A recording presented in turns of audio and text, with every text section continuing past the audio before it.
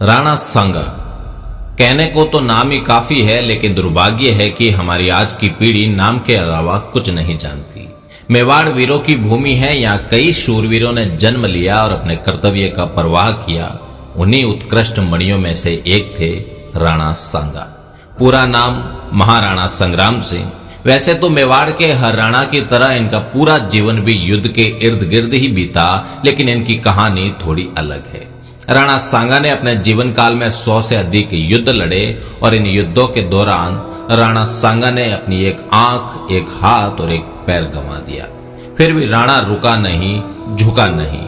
कल्पना करिए, एक योद्धा जिसके शरीर पर 80 घाव है, एक हाथ नहीं, एक पैर नहीं, एक आंख नहीं, फिर भी वो रणभूमि में दुश्मनों को अपनी तलवार व भाले से मौत के घाट उतार रहा है, तो वो सिर्फ राणा सांगा है।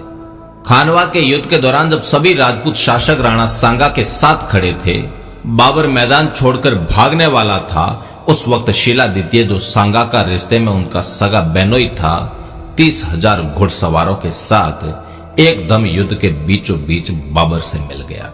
भारत के भाग्य का फैसला हो गया। आने वाले 300 साल तक समरकंद से आए तैमूर वंशी तुर्क, जो मुगल कहलाए, हिंदुस्तान के भाग्य विधाता हो गए। राणा सांगा फिर लड़ना चाहते थे, लेकिन घायल सांगा को जहर दे दिया गया। इतिहास के पन्ने कुर हकीकतें होती है। सुखद बॉलीवुड फिल्मों जैसा उसका अंत नहीं होता। सांगा हिंदुस्तान का बादशाह नहीं बन पाया। सांगा को हराने वाले बाबर की कब्र भी हिंदुस्तान के बजाय अफगानिस्तान में बनी। राणा सांगा ने 100 से अधिक युद्ध लड़े, जिनमें मात्र एक युद्ध में पराजित हुए, और आज उसी एक युद्ध के बारे में दुनिया जानती है। उसी युद्ध से राणा सांगा का इतिहास शुरू किया जाता है और उसी पर खत्म किया जाता है।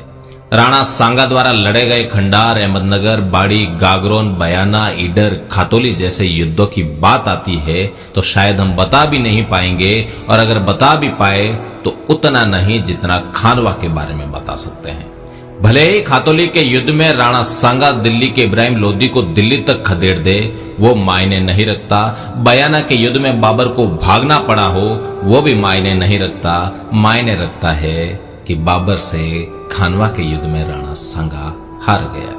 लेकिन जिन्होंने ये तय कर लिया था कि भारतीयों को असली भारत से कभी रूबरू नहीं होने देना है, उन्होंने हमारे सच्चे इतिहास का गला घोंट दिया। जिन बच्चों के खिलौने भी शेर और भाले थे, जिनके जीवन का अंत ही रण था, उनको इतिहास के अंधेरे में दबाकर मार दिया गया।